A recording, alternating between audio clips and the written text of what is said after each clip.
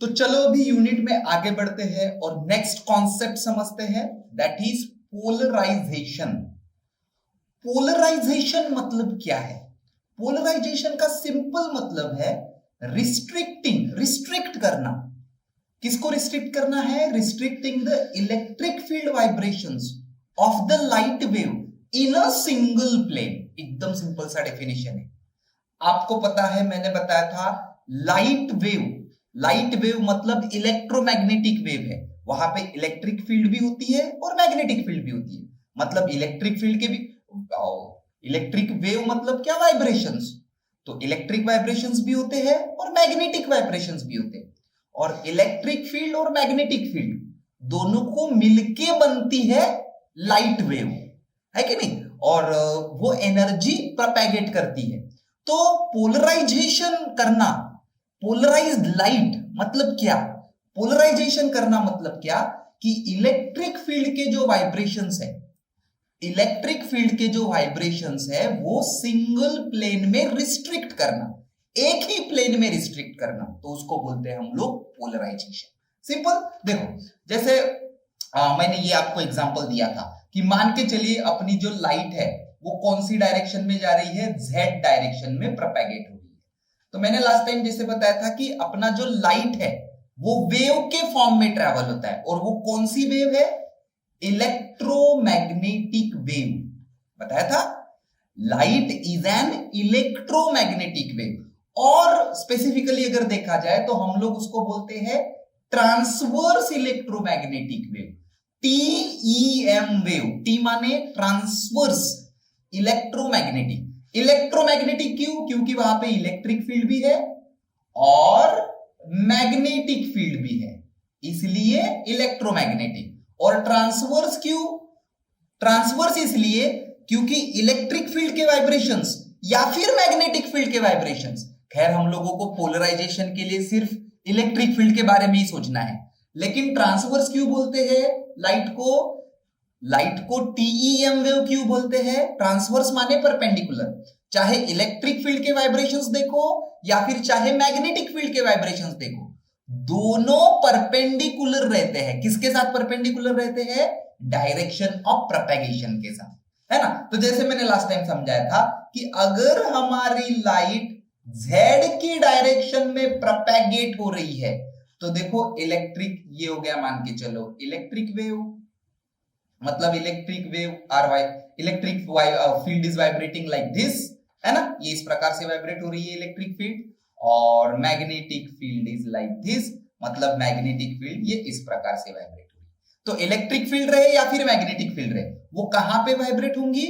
वो वाइब्रेट होंगी perpendicular to the direction of propagation, है ना? ये देखो, ये मैंने प्लेन निकाल के रखा है, निकाला है ये प्लेन। ये प्लेन किसके साथ परपेंडिकुलर है? z के साथ परपेंडिकुलर है। तो इलेक्ट्रिक फील्ड हमेशा वाइब्रेट होगी perpendicular to the direction of propagation.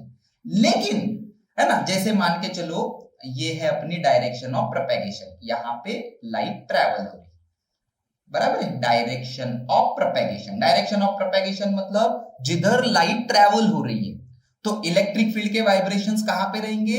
Perpendicular to the direction of propagation. लेकिन ये ऐसे भी रह सकते हैं इलेक्ट्रिक फील्ड के वाइब्रेशन, ये ऐसे भी रह सकते हैं, ये ऐसे भी रह सकते हैं, ऐसे भी रह सकते हैं, बराबर है कि नहीं? Light is a transverse electromagnetic wave, तो वहां पे जो इलेक्ट्रिक फील्ड के वाइब्रेशंस है वो कैसे रहेंगे? वो perpendicular to the direction of propagation रहेंगे, दैट इज ओके, है ना? लेकिन, है ना, मतलब इलेक्ट्रिक फील्ड के वाइब्रेशन ये वाले प्लेन में रहेंगे अगर ये हमारा डायरेक्शन ऑफ प्रोपेगेशन है तो, ठीक है ना? लेकिन ये वाले प्लेन में भी इलेक्ट्रिक फील्ड इस प्रकार से वाइब्रेट हो सकती है ना? मान के चलो इलेक्ट्रिक फील्ड की वेव ऐसी है ना? तो कैसे वाइब्रेट हो रही है? Like this. या फिर इलेक्ट्रिक फील्ड की वेव ऐसी भी रह सकती है, मतलब कैसे वाइब्रेट हो रही है? Like this. या फिर इलेक्ट्रिक फील्ड की वेव ऐसी भी हो सकती है, मतलब कैसे वाइब्रेट हो रही है? Like this. तो कहने का मतलब ये कि जो जनरल लाइट है, जनरल लाइट मतलब जो पोलराइज्ड लाइट नहीं है, वहां पे इलेक्ट्रिक फील्ड के वाइब्रेशन कौन सी भी दिशा में, कौन सी भी वाइब्रेटिंग प्लेन में हो सकते हैं, बराबर है कि नहीं? देखो ये वाला हो गया एक वाइब्रेटिंग प्लेन, ये वाला हो गया दूसरा वाइब्रेटिंग प्लेन, ये वाला हो गया तीसरा वाइब्रेटिंग प्लेन, ये वाला हो गया फोर्थ वाला वाइब्रेटिंग, है ना। इलेक्ट्रिक फील्ड जो है वो perpendicular to the direction of propagation रहेगी, दैट इज ओके, इसलिए उसको ट्रांसवर्स इलेक्ट्रोमैग्नेटिक वेव बोलते हैं। ये समझ गए आपको, है ना। क्योंकि अगर लाइट इस दिशा में जा रही है तो इलेक्ट्रिक फील्ड उसके परपेंडिकुलर रहेगी, दैट इज ओके, उसके परपेंडिकुलर रहेगी मतलब इस प्लेन में रहेगी। देखो ये वाला प्लेन मैंने निकाला है perpendicular to the direction of propagation, लेकिन उस प्लेन में भी कई सारी पॉसिबिलिटीज है। देखो like this, like this, like this, like this, बराबर है कि नहीं। तो electric field can vibrate in any vibrating plane. तो ऐसी जो लाइट रहती उसको बोलते हैं हम लोग नॉर्मल लाइट। नॉर्मल जनरली जो लाइट रहती ना वो पोलराइज नहीं रहती, नॉर्मल लाइट रहती, इसको आप लोग अनपोलराइज्ड लाइट भी बोल सकते हैं। अनपोलराइज्ड लाइट, नॉर्मल लाइट बोलो या फिर अनपोलराइज्ड लाइट बोलो, तो किसको बोलेंगे अनपोलराइज्ड लाइट या फिर नॉर्मल लाइट? जहां पे इलेक्ट्रिक फील्ड कौन से भी प्लेन में वाइब्रेट हो सकती है, उसका एक ही वाइब्रेटिंग प्लेन डिसाइडेड नहीं है। लेकिन अगर ऐसी लाइट है हमारे पास जो सिर्फ एक ही प्लेन में वाइब्रेट हो रही है, लाइक दिस ओनली, सिर्फ सिर्फ ऐसे ही वाइब्रेट हो रही है उसकी इलेक्ट्रिक फील्ड, तो इसको बोलेंगे हम लोग फिर पोलराइज्ड लाइट। या फिर सिर्फ ऐसा ही वाइब्रेट हो रही है उसकी इलेक्ट्रिक फील्ड, है ना, तो इसको भी हम लोग बोलेंगे पोलराइज्ड लाइट। या फिर सिर्फ ऐसे वाइब्रेट हो रही है तो इसको भी बोलेंगे हम लोग पोलराइज्ड लाइट। तो पोलराइजेशन, पोलराइज्ड लाइट और नॉर्मल लाइट दोनों के बीच में फर्क समझ में आ गया। नॉर्मल लाइट मतलब वहां पे इलेक्ट्रिक फील्ड के वाइब्रेशन के कौन से भी वाइब्रेटिंग प्लेन में हो सकता है, बराबर है। नॉर्मल लाइट में या फिर अनपोलराइज्ड लाइट में ई का फील्ड ऑफ ई का प्लेन ऑफ वाइब्रेशन कुछ भी हो सकता है ना। ये इसलिए नॉर्मल लाइट को ये ऐसे दिखाते हैं, कौन से भी वाइब्रेटिंग प्लेन में वे वाइब्रेट हो सकती है। देखो ये एक हो गया वाइब्रेटिंग प्लेन, ये दूसरा हो गया, ये तीसरा हो गया, ये चौथा हो गया, तुम्हारे हाथ में नहीं रहता है। तो नॉर्मल लाइट या फिर अनपोलराइज्ड लाइट मतलब जिसका वाइब्रेटिंग प्लेन कुछ भी हो सकता है। लेकिन पोलराइज्ड लाइट मतलब सिर्फ एक ही वाइब्रेटिंग प्लेन में, है ना, या तो सिर्फ वो एसएच वाइब्रेट होगी, या तो सिर्फ वो एसएच वाइब्रेट होगी, या तो फिर वो एसएच वाइब्रेट होगी। तो एक ही अगर वाइब्रेटिंग प्लेन है उस लाइट के इलेक्ट्रिक फील्ड का तो उसको बोलेंगे हम लोग polarised light. The light whose electric field is vibrating in only one plane is known as polarized light. Okay, तो नॉर्मल लाइट और पोलराइज्ड लाइट। और देखो चाहे नॉर्मल लाइट रहे या फिर पोलराइज्ड लाइट रहे, लाइट कैसी भी रहे, है ना, इलेक्ट्रिक फील्ड के वाइब्रेशन हमेशा परपेंडिकुलर रहते, किसके साथ? डायरेक्शन ऑफ प्रोपेगेशन के साथ, ठीक है ना। लेकिन दोनों में फर्क क्या है? नॉर्मल लाइट रहा तो उसका वाइब्रेटिंग प्लेन कुछ भी हो सकता है, इनफाइनाइट वाइब्रेटिंग प्लेन हो सकते हैं कि नहीं, ये भी हो सकता है, ये भी हो सकता है, ये भी हो सकता है, ये भी हो सकता है, ये भी हो सकता है, ठीक है ना। लेकिन पोलराइज्ड लाइट है तो उसका सिर्फ कितना रहेगा vibrating plane? Only single vibrating plane. Okay, तो अभी हमको देखना ये है, देखो ये है नॉर्मल लाइट, है ना। नॉर्मल लाइट को जनरली ऐसे दिखाते हैं, नॉर्मल लाइट, या फिर इसको अनपोलराइज्ड लाइट भी बोलते हैं, ठीक है ना। तो इसका समझ में आ गया ऐसा क्यों दिखाते हैं? क्योंकि ये जो नॉर्मल लाइट के वाइब्रेशंस है वो कौन से भी वाइब्रेटिंग प्लेन में हो सकते हैं, इसलिए इसका सिंबल ये ऐसा है, ठीक है। तो ये है तुम्हारी अनपोलराइज्ड लाइट या फिर नॉर्मल लाइट। अभी मान के चलो मुझको नॉर्मल लाइट को मतलब अनपोलराइज्ड लाइट को पोलराइज्ड लाइट में कन्वर्ट करना है।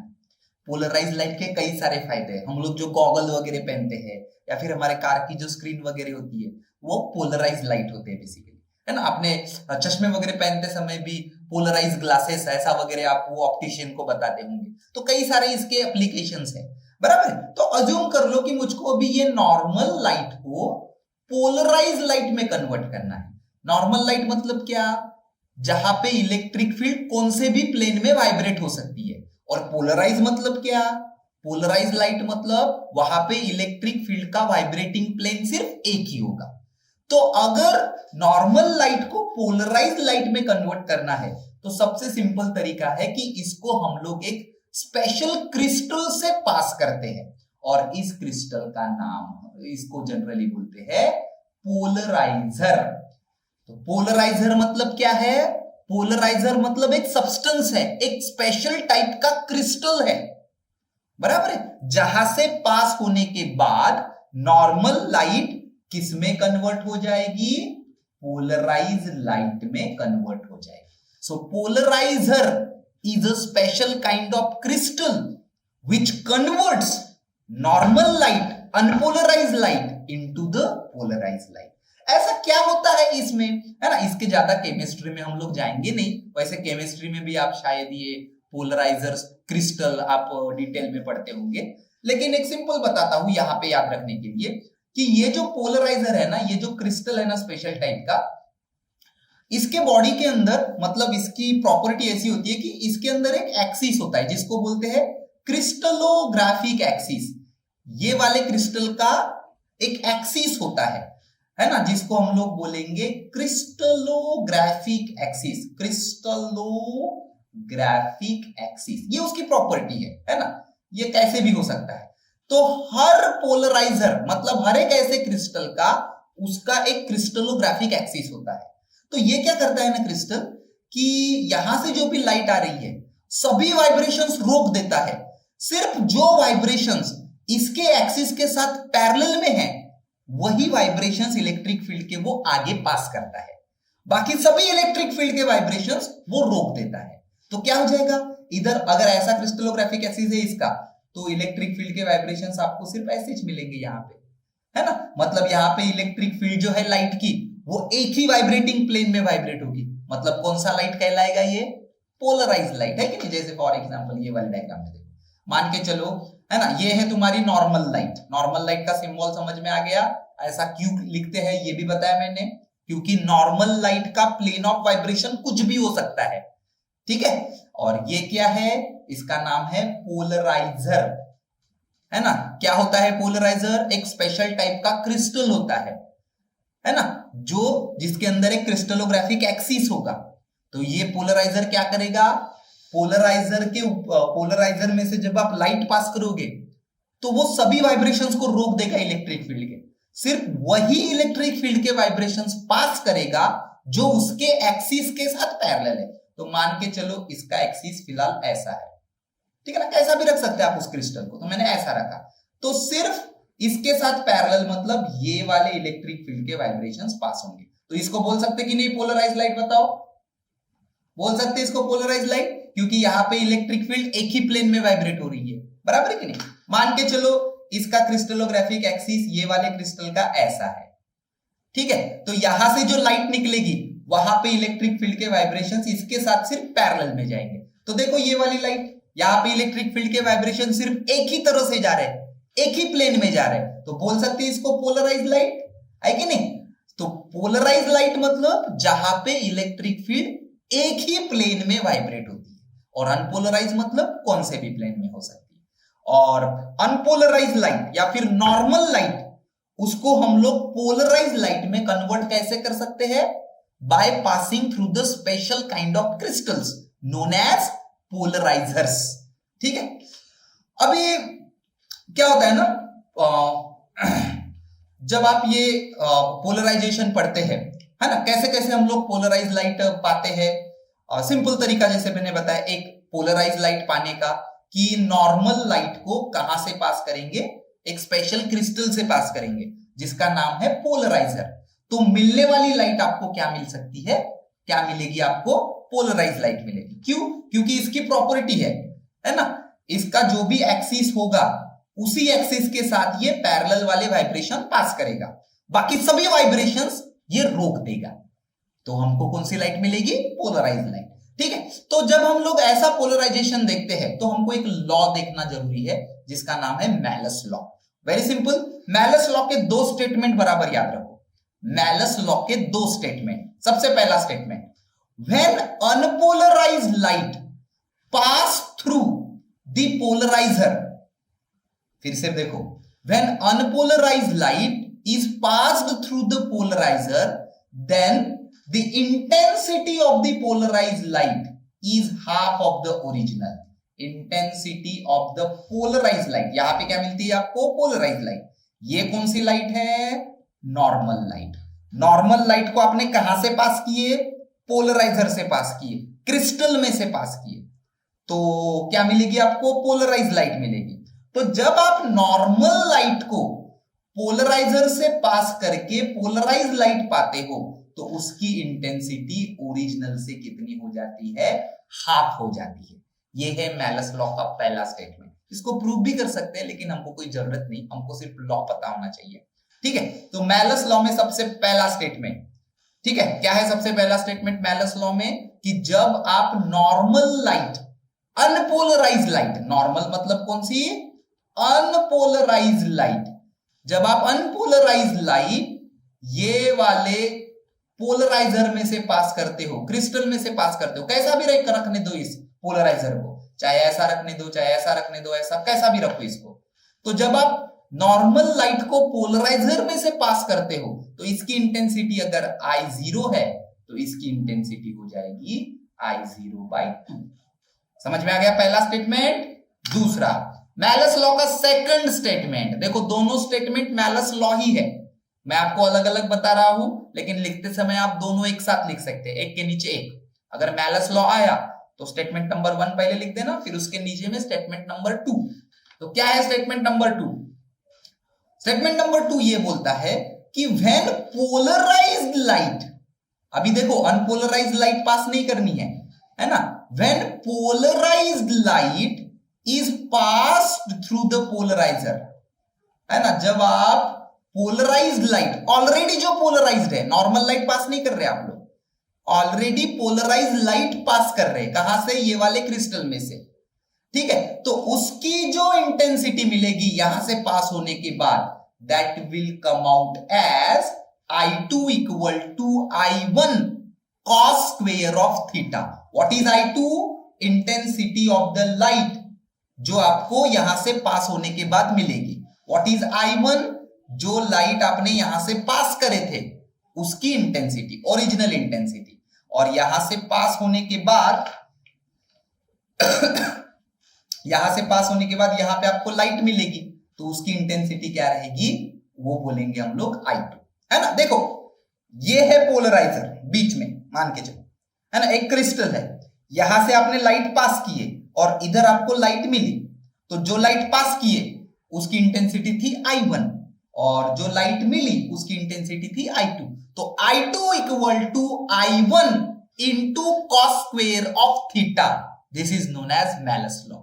ठीक है, थीटा क्या है ना, I2 क्या है समझ में आ गया, जो इधर आउटपुट लाइट मिलेगी उसकी इंटेंसिटी है I2। I1 क्या है, जो लाइट आपने इसमें से पास किए थे, जो कि ऑलरेडी पोलराइज्ड लाइट है। सेकंड स्टेटमेंट किसके लिए है?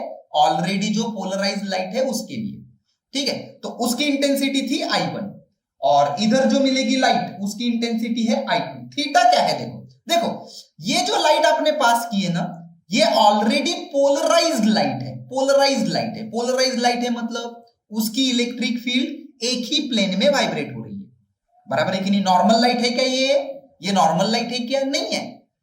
मेलस लॉ के सेकंड स्टेटमेंट में हम लोग क्या बोल रहे हैं कि when a polarized light, already polarized light आप लोग पास कर रहे हैं, ठीक है, तो पोलराइज्ड लाइट है मतलब उसकी इलेक्ट्रिक फील्ड की वाइब्रेट होने की ऑलरेडी एक एक्सिस है, ठीक है, और ये जो पोलराइजर है इसके क्रिस्टलोग्राफिक एक्सिस, ये हो गया इसका क्रिस्टलोग्राफिक एक्सिस, है ना। तो थीटा मतलब किस किस के बीच का एंगल है? Theta is the angle between crystallographic axis मतलब axis of the polariser and electric field के वाइब्रेशंस, जो ये वाइब्रेशन की डायरेक्शन लाइक दिस, ठीक है। तो थीटा मतलब किस किस के बीच का एंगल है? Theta is the angle between axis of the polariser and direction of vibration of electric field, बराबर है कि नहीं।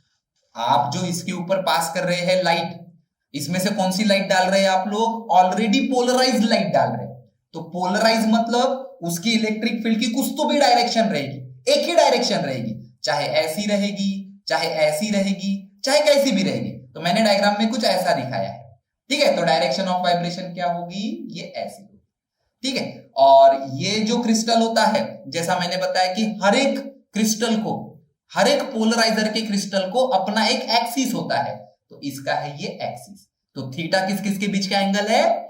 Theta is the angle between axis of the polariser and direction of vibration of electric field. ठीक है, तो ये है तुम्हारा मैलस लॉ का सेकंड स्टेटमेंट। कैसा याद रखोगे?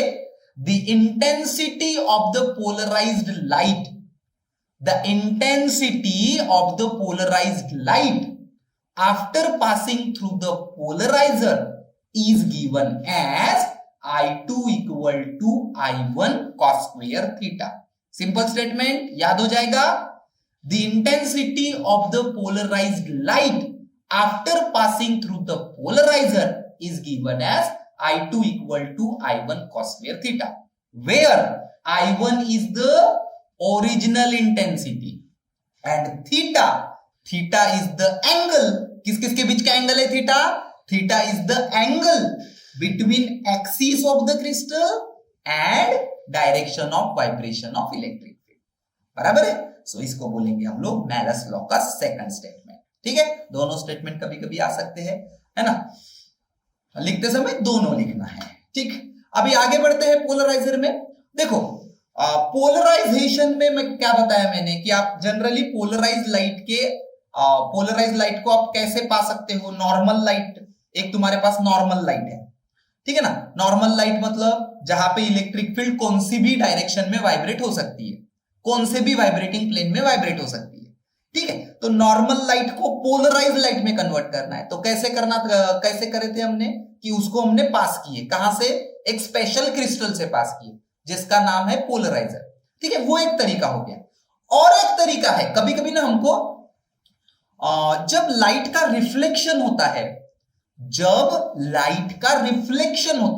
कहां से रिफ्लेक्शन होता है? कोई भी रिफ्लेक्शन में नहीं, जब लाइट का रिफ्लेक्शन होता है ट्रांसपेरेंट मीडियम से, तो हम लोगों को रिफ्लेक्टेड लाइट में कभी कभी पोलराइज लाइट मिलती है, मिल सकती है, मिलेगी जैसा नहीं। क्या कहा मैंने? जब लाइट का किसी ट्रांसपेरेंट मीडियम से रिफ्लेक्शन होता है। अभी ट्रांसपेरेंट मतलब क्या बताओ तो? ट्रांसपेरेंट या फिर ट्रांसपेरेंट कोई हम लोग बोलते हैं रिफ्रैक्टिंग मटेरियल। ट्रांसपेरेंट का दूसरा टेक्निकल नाम है रिफ्रैक्टिंग मटेरियल। तो ट्रांसपेरेंट मतलब क्या? ट्रांसपेरेंट मतलब जहां पे अंदर लाइट घुस सकती है उसको बोलते हैं ट्रांसपेरेंट। बराबर नहीं? जैसे पानी के अंदर जा सकती है लाइट, ट्रांसपेरेंट। ग्लास के भी अंदर जा सकती है लाइट, ट्रांसपेरेंट। लेकिन आप आईने के आगे खड़े रहते हो तो आईने के पीछे लाइट जाती है क्या? उसके पीछे का दिखता है क्या आपको? नहीं, तो वो नहीं हुआ ट्रांसपेरेंट। बराबर है कि नहीं? उसकी बैक साइड में लाइट नहीं जा रही है। तो कोई भी मीडियम जिसके अंदर लाइट घुस सकती है उसको बोलते हैं ट्रांसपेरेंट। तो जब ट्रांसपेरेंट मीडियम के ऊपर लाइट गिरती है और जब वहां से वो लाइट रिफ्लेक्ट होती है, देखो ट्रांसपेरेंट मीडियम है तो उसके अंदर भी लाइट जाएगी, रिफ्रैक्शन भी होगा और रिफ्लेक्शन भी होगा, दोनों चीजें होती है। बराबर नहीं? हम लोगों ने रिफ्लेक्शन अलग पढ़े, रिफ्रैक्शन अलग पढ़े, तो इसका मतलब ये ऐसा मत समझो कि जहां पे रिफ्लेक्शन होता है वहां पे रिफ्रैक्शन होता ही नहीं है, या फिर रिफ्रैक्शन होता है तो रिफ्लेक्शन होता ही नहीं है। नहीं, लाइट जब किसी मीडियम के ऊपर गिरती है तो कुछ पार्ट का रिफ्रैक्शन होता है और कुछ पार्ट का क्या होता है? रिफ्लेक्शन होता है। बराबर है कि नहीं? हाँ, अगर ट्रांसपेरेंट मीडियम नहीं है, जैसे मैंने आईने का एग्जांपल दिया, लाइट दूसरी तरफ जा ही नहीं सकती, तो फिर उस समय रिफ्रैक्शन नहीं होगा, पूरी की पूरी लाइट क्या हो जाएगी? रिफ्लेक्ट हो जाएगी, है ना। लेकिन अगर ट्रांसपेरेंट मीडियम है, या फिर ट्रांसपेरेंट कोई दूसरा नाम क्या बताया मैंने आपको? रिफ्रैक्टिव। क्या एग्जांपल्स है? जैसे पानी हो गया, ग्लास हो गया। तो ऐसे मीडियम के ऊपर जब लाइट गिरती है तो कुछ लाइट रिफ्लेक्ट होती है और कुछ लाइट उसके अंदर जाती है, मतलब रिफ्रैक्ट होती है।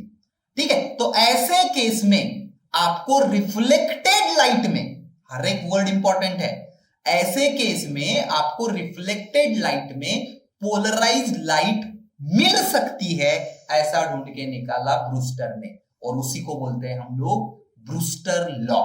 तो पहले लॉ देख लेते हैं, उसके बाद में उसको समझाऊंगा, है ना। पहले लॉ का स्टेटमेंट देख लेते हैं। क्या बोलते हैं ब्रूस्टर लॉ? ब्रूस्टर लॉ बोलता है कि द रिफ्रैक्टिव इंडेक्स मतलब n, क्या है फॉर्मूला रिफ्रैक्टिव इंडेक्स का? Sine I by sine r. तो refractive index of the refracting medium, refracting medium मतलब कौन सा मीडियम? रिफ्रैक्टिंग मीडियम मतलब कौन सा मीडियम? ट्रांसपेरेंट, है ना, अभी जो बताया मैंने। ट्रांसपेरेंट को दूसरा नाम है रिफ्रैक्टिंग, जैसे ग्लास हो गया, जैसे वाटर हो गया, जिसके अंदर लाइट घुस सकती है, वो हो गया ट्रांसपेरेंट।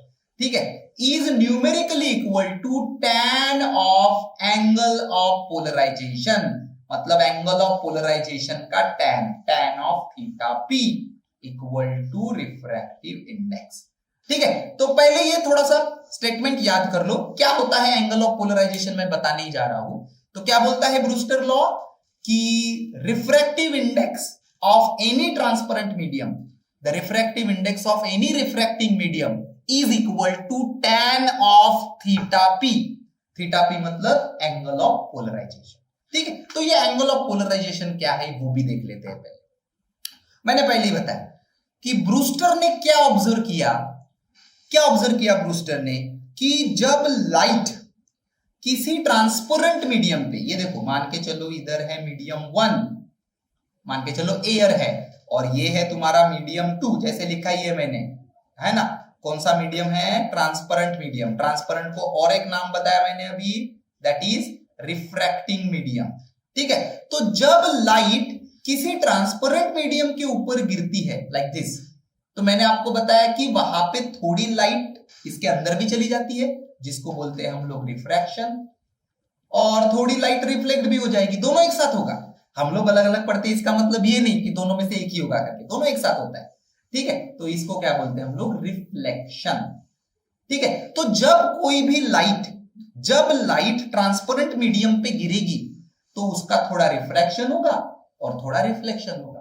तो ब्रूस्टर ने यह ऑब्जर्व किया कि हमको रिफ्लेक्टेड लाइट में पोलराइज्ड लाइट मिल सकती है, हमको रिफ्लेक्टेड लाइट में पोलराइज्ड लाइट मिल सकती है, मिलेगी जैसा नहीं बोल रहा हूं मैं, मिल सकती है।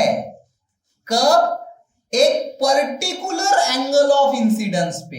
ये हो गया ना एंगल ऑफ इंसिडेंस। किसको बोलते हैं एंगल ऑफ इंसिडेंस? जो इंसिडेंट रे है और नॉर्मल, उसके बीच के एंगल को क्या बोलते हैं हम लोग? Angle of incidence. तो एक पर्टिकुलर एंगल ऑफ इंसिडेंस पे, एक ही एंगल ऑफ इंसिडेंस है, एक पर्टिकुलर एंगल ऑफ इंसिडेंस पे हमको रिफ्लेक्टेड लाइट में, है ना, रिफ्रैक्टेड में नहीं, रिफ्रैक्टेड में नहीं, रिफ्लेक्टेड लाइट में हमको पोलराइज्ड लाइट मिलती है। पोलराइज्ड लाइट क्या होती है ये बताया मैंने आपको। पोलराइज्ड लाइट मतलब जहां पे इलेक्ट्रिक फील्ड एक ही प्लेन में वाइब्रेट होगी, है ना, वाइब्रेटिंग प्लेन सिंगल होगा, मल्टीपल नहीं होगा, बराबर है। तो द एंगल ऑफ इंसिडेंस, एक सर्टेन एंगल ऑफ इंसिडेंस है, 10 डिग्री 20 डिग्री, हर एक एंगल ऑफ इंसिडेंस पे नहीं होता है ऐसे। एक सर्टेन एंगल ऑफ इंसिडेंस पे आपको रिफ्लेक्टेड लाइट में पोलराइज्ड लाइट मिलती है, और उस एंगल ऑफ इंसिडेंस को हम लोग बोलते हैं angle of polarization. Simple definition. किसको बोलेंगे angle of polarization? Angle of polarization मतलब कौन सा एंगल है? एंगल ऑफ पोलराइजेशन मतलब एंगल ऑफ इंसिडेंस ही है, लेकिन एक पर्टिकुलर एंगल ऑफ इंसिडेंस, कोई भी एंगल ऑफ इंसिडेंस नहीं, है ना। ये इधर से आ गया, ये इधर से, हर लाइट तो कोई भी एंगल में आ सकती है। आपके हाथ में है क्या लाइट कौन सा एंगल में आएगी? नहीं। तो एक certain angle of incidence, the particular angle of incidence, जहां पे आपको रिफ्लेक्टेड लाइट में क्या मिलेगी? पोलराइज्ड लाइट मिलेगी। उस एंगल ऑफ इंसिडेंस को हम लोग बोलते हैं angle of polarization. Simple definition, है ना। रिफ्रैक्टेड में नहीं मिलेगी, रिफ्रैक्टेड के बारे में सोचना ही नहीं है ना। ये हो गया इसका एंगल ऑफ रिफ्रैक्शन, तो इसके बारे में कुछ सोचना ही नहीं है आपको। ठीक है, कहां पे मिल सकती है आपको पोलराइज्ड लाइट? रिफ्लेक्टेड लाइट में। कब? जब लाइट रिफ्लेक्ट होती है कौन से मीडियम से? ट्रांसपेरेंट मीडियम से। ठीक है, तो कैसे डेफिनेशन याद करोगे एंगल ऑफ पोलराइजेशन की? एंगल ऑफ पोलराइजेशन मतलब कौन सा एंगल है? एंगल ऑफ इंसिडेंस ही है, एंगल ऑफ इंसिडेंस। पर कौन सा angle of incidence? Certain angle of incidence, particular angle of incidence, at which eight विच, उसी एक ही एंगल ऑफ इंसिडेंस पे आपको क्या मिलता है, पोलराइज्ड लाइट मिलती है। पोलराइज्ड लाइट मिलती है। कहां पे मिलती है polarized light? In the reflected light. In the reflected light, उसको बोलेंगे हम लोग एंगल ऑफ पोलराइजेशन। फिर से एक बार बताता हूं, angle of polarization is the certain angle of incidence, particular angle of incidence at which we get polarized light in the reflected light when it is reflected from transparent medium। बराबर है, हर एक word को meaning है। Angle of polarization is the angle of incidence at which we get polarized light in the reflected light when light is reflected from transparent medium। याद हो जाएगी definition, simple, ठीक है। तो ये सर्टेन एंगल ऑफ इंसिडेंस जिसको बोलेंगे हम लोग एंगल ऑफ पोलराइजेशन। तो मान के चलो ये अनपोलराइज्ड लाइट अभी इतने एंगल ऑफ इंसिडेंस में यहां पे गिर रही है, ठीक है। कितना एंगल ऑफ इंसिडेंस में? मान के चलो एंगल ऑफ पोलराइजेशन में, कुछ तो भी एंगल ऑफ पोलराइजेशन है इसका। एंगल ऑफ पोलराइजेशन हर एक मीडियम का अलग अलग रहता है, एक ही रहता है, स्पेसिफिक रहता है, ठीक है। तो ये जो मैंने डायग्राम में दिखाया इसका कुछ तो भी एंगल ऑफ पोलराइजेशन है और मान के चलो एंगल ऑफ इंसिडेंस उतना ही हो रहा है, ठीक है। तो रिफ्लेक्टेड लाइट में हमको कौन सी लाइट मिलेगी बच्चों? यहां पे मिलेगी हमको पोलराइज्ड लाइट, ठीक है। और इधर हो जाएगी तुम्हारी रिफ्रैक्टेड लाइट, ठीक है। रिफ्रैक्टेड लाइट में पोलराइज्ड लाइट नहीं मिलेगी, पार्शियली पोलराइज्ड लाइट मिलती है जिसको हमको कोई काम नहीं, ठीक है। ये देखो ये है ऑर्डिनरी लाइट, अनपोलराइज्ड लाइट। ये देखो ऑर्डिनरी लाइट या फिर अनपोलराइज्ड, उसका सिंबल बराबर से देखो, एक बीच में बड़ा सा डॉट है और ये ऐसा एरो है, ठीक है। या फिर ऐसे भी दिखा सकते हैं जैसे मैंने लास्ट टाइम दिखाया, ये ऐसा नहीं क्या, स्टार के जैसा, कौन से भी डायरेक्शन में जा सकते, ठीक है। लेकिन ये ऐसा दिखाना थोड़ा कठिन है, इसलिए जनरली बुक्स में ये ऐसा दिखाते हैं। ये है अनपोलराइज्ड लाइट का सिंबल, एक बड़ा सा डॉट और एक ऐसा एरो, ठीक है। तो ये कौन सी होगी? Normal light. और फिर यहां से रिफ्लेक्ट होने के बाद अगर ये angle of incidence, angle of polarization है, तो यहां पे आपको क्या मिलेगी? बराबर पोलराइज्ड लाइट मिलेगी। तो ये हो गया पोलराइज्ड लाइट का सिंबल, या तो डॉट दिखाना या तो, है ना, लाइक दिस। और ये जो रिफ्लेक्टेड लाइट है यहाँ पे पोलराइज्ड लाइट नहीं मिलेगी, ठीक है। तो ये वाले डायग्राम में आपको और अच्छे से क्लियर होगा, ठीक है।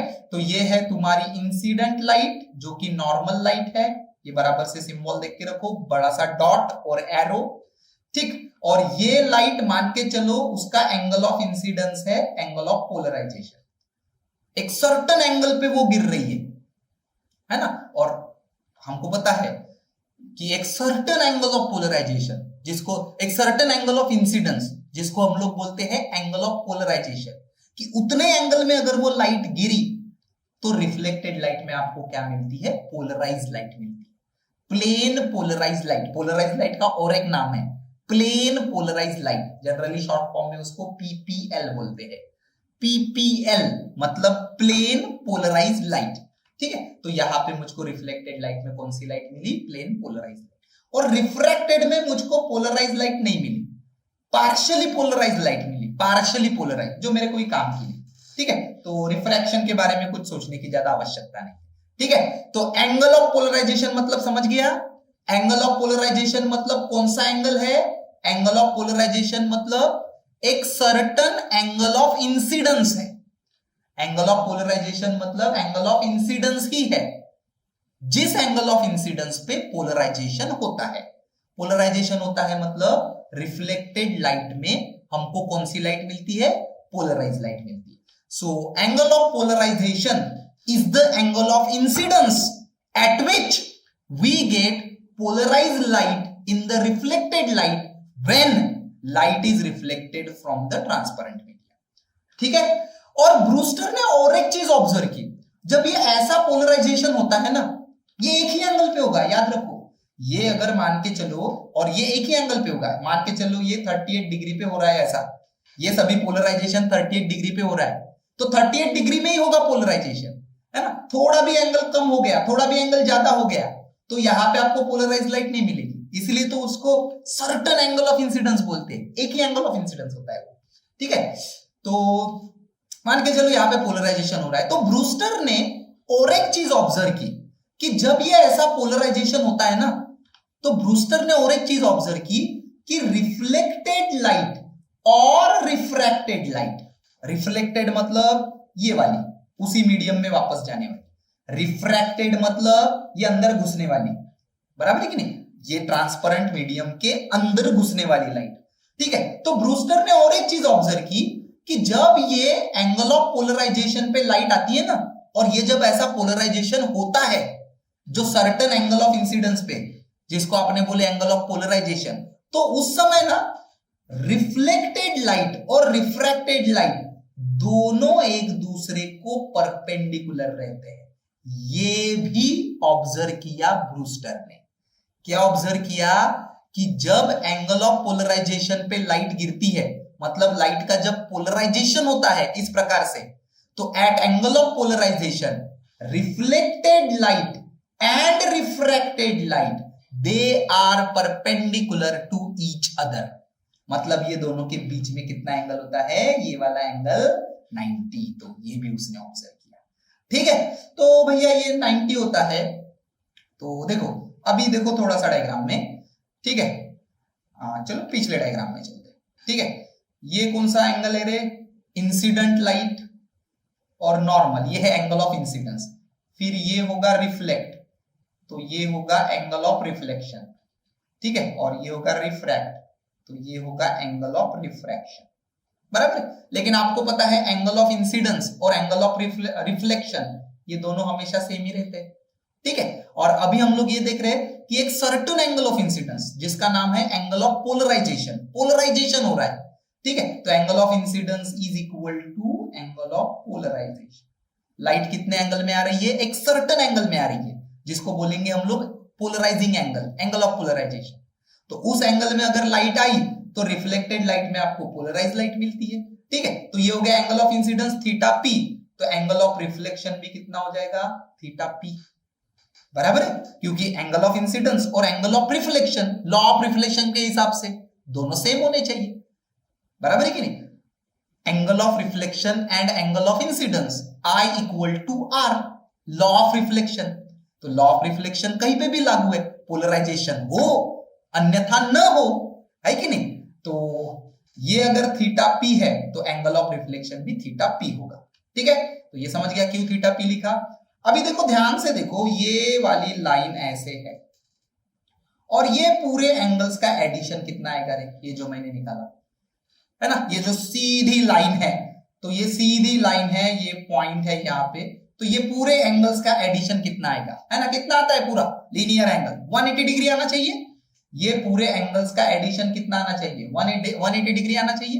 180 डिग्री में से ये 90 गया, ये 90 गया, क्यों, क्योंकि ब्रूस्टर ने क्या ऑब्जर्व किया था कि रिफ्लेक्टेड लाइट और रिफ्रैक्टेड लाइट दोनों के बीच में कितना एंगल रहेगा, 90 का रहेगा, है ना। और एक चीज याद रखो, ये हमेशा 90 नहीं रहता, हम लोग एक स्पेशल केस देख रहे हैं, याद रखो दिमाग में अच्छे से, है ना।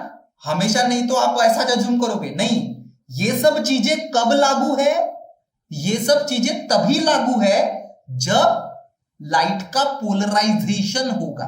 ब्रूस्टर लॉ कब लागू है, जब लाइट का पोलराइजेशन होगा। कब होता है लाइट का पोलराइजेशन, एक सर्टेन एंगल पे होता है, सर्टेन एंगल ऑफ इंसिडेंस पे होता है।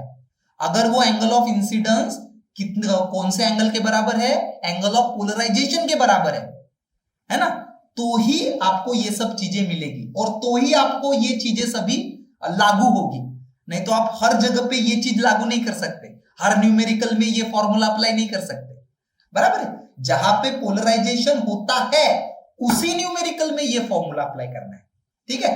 तो क्या बोला मैंने, यहां से यहां तक 180 डिग्री आना चाहिए, 180 मतलब थीटा पी, ये देखो theta P plus 90 degree plus RP, ये पी क्यों लगाया, क्योंकि पी माने पोलराइजेशन, ठीक है, इक्वल टू 180 डिग्री। तो 90 इधर लेके चलो, तो आरपी मतलब एंगल ऑफ रिफ्रैक्शन मैं लिख सकता हूं 90 माइनस थीटा पी, लिख सकता हूं कि नहीं ऐसा, ठीक है। तो मेरा एंगल ऑफ इंसिडेंस है पोलराइजेशन एंगल, ये पीपी किस लिए लगा है समझ में आ गया ना, पीपी मतलब पोलराइजेशन की केस, ठीक है ना। मान के चलो कि पोलराइजेशन हो रहा है, पोलराइजेशन हो रहा है मतलब एंगल ऑफ इंसिडेंस कितना है, एंगल ऑफ पोलराइजेशन के बराबर है, ठीक है। और आरपी कितना होगा 90 माइनस थीटा पी। कैसे कैसे आया ये 90 माइनस थीटा पी, समझ में आ गया।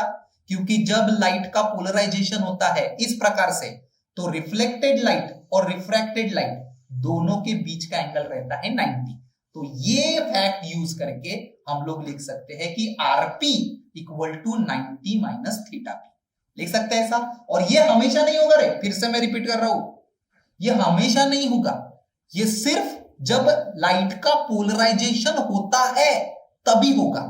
और लाइट का पोलराइजेशन क्यों हो रहा है यहां पे, क्योंकि एंगल ऑफ इंसिडेंस किसके बराबर है, एंगल ऑफ पोलराइजेशन के बराबर, ठीक है। तो एंगल ऑफ इंसिडेंस है ये वाला, ये है theta P. Angle of refraction है ये वाला जो है आरपी। तो चलो रिफ्रैक्टिव इंडेक्स लिख लेते हैं। क्या होता है रिफ्रैक्टिव इंडेक्स का फॉर्मूला बताओ। रिफ्रैक्टिव इंडेक्स ये है मीडियम 1, ये है medium 2। So refractive index of medium 2 with respect to 1, हमेशा जहां से लाइट आती है उसको मीडियम 1 बोलते हैं। जहां पे एंगल ऑफ इंसिडेंस रहता है ना, जहां पे एंगल ऑफ इंसिडेंस रहता है वो है मीडियम 1, जहां पे एंगल ऑफ रिफ्रैक्शन रहता है वो है मीडियम 2, ठीक है ना। तो refractive index of 2 with respect to 1 क्या है formula, sine of I equal to sine upon sine of R, बराबर है। Refractive index is defined as sine I upon sine R. लेकिन हमारी केस पोलराइजेशन वाली है, हम जो फिलहाल डिस्कस कर रहे हैं वो पोलराइजेशन की केस डिस्कस कर रहे हैं। एंगल ऑफ इंसिडेंस कितना है तुम्हारा, एंगल ऑफ पोलराइजेशन कितना है, और आरपी कितना है तुम्हारा 90 माइनस थीटा पी, ठीक है। एंगल ऑफ इंसिडेंस है theta P, angle of refraction है 90 माइनस थीटा पी।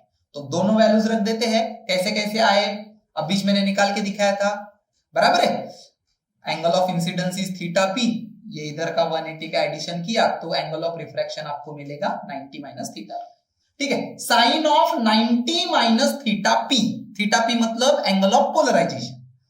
तो साइन ऑफ 90 माइनस थीटा मतलब कॉस थीटा, तो ये हो जाएगा तुम्हारा sine of theta p upon cos of theta p, हो जाएगा ना, ठीक है। और साइन अपॉन कॉस मतलब टैन, तो टैन ऑफ थीटा पी।